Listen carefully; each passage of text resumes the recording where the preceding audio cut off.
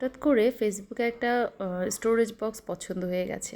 Order করতে যাব ওই সময় আমার হঠাৎ করে মনে হলো যে বাজেট আছে তো, অনেক বেশি কেনাকাটা করছি না তো।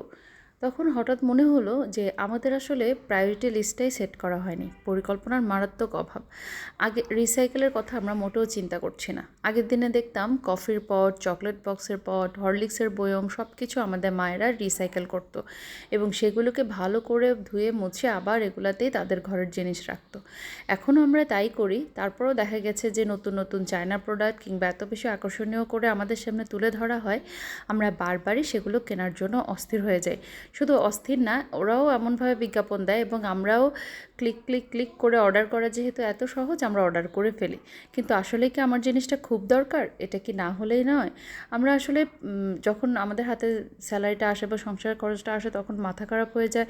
তখন আমরা চারিদিকে স্ক্রল করতে করতে এটা সেটা সেটা যেহেতু আমাদের দরকারও অর্ডার করে ফেলি। কিন্তু আসলে কি দরকার? আপনার ঘরে হয়তো বা অসংখ্য স্টোরেজ বক্স চারিদিকে পড়ে আছে, আপনি সেটাকে রিসাইকেল করছেন না। হ্যাঁ, কিছু ক্ষতিকর বক্স আছে, সেগুলো ফেলে দেওয়াই ভালো।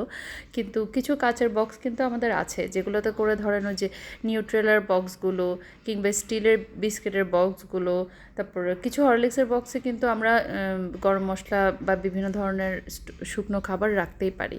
তো এ ধরনের পরিকল্পনাগুলো আগে যখন মা চাচিরা করতো তখন কিন্তু তাদের হাতে কিছু হলেও টাকা থাকতো বা এত অভাব অনটনের মধ্যেও তারা গুছিয়ে সংসার করতো।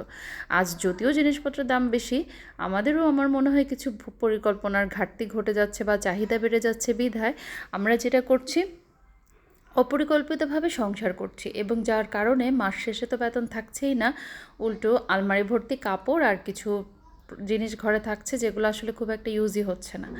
তাই আমি আজকে হঠাৎ করে আমার মনে হলো যে এই যে ক্লিক করে অর্ডার করে দিতে যাচ্ছিলাম, আসলে কি আমার এটা দরকার হতো? এটা ছাড়া কি আমি চলতেই পারবো না?